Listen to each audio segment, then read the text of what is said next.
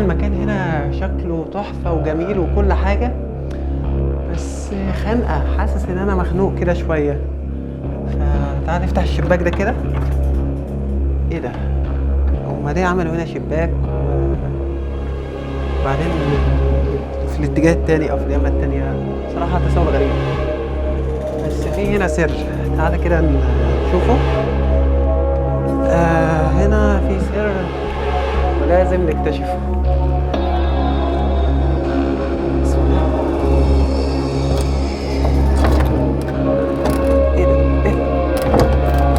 خشب. اوه، ده في هنا عظمة. ايه ده؟ ايه ده؟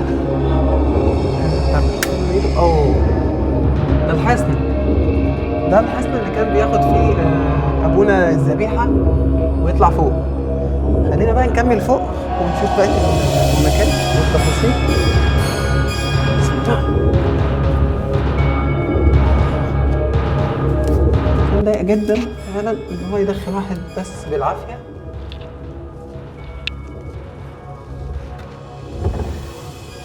عبارة عن أوضة. ده الحصن. بعد ما طلعت من المكان ده حوالي فيه درجة درجتين ثلاثة، ده المكان اللي هو بيطلع منه ابونا وهو معاه الذبيحه، وبعدين بيقوم جاي ساحب الشباك ده او المكان بتاع الخشب ده ويحطه فوق حجر.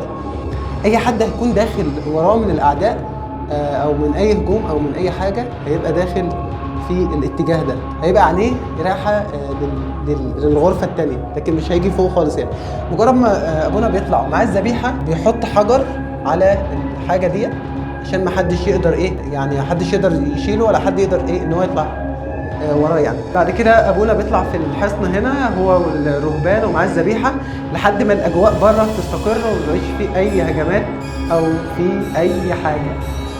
ففعلا المكان صعب جدا سواء في طلوعه او في نزوله، بس هو يعني تحس كده ان هو حاجه خدعه قويه جدا لاي حد، لان اي حد في مستوى النظر بيبص في الاتجاه ده، مفيش حد بيجي في باله ان هو يبص فوق.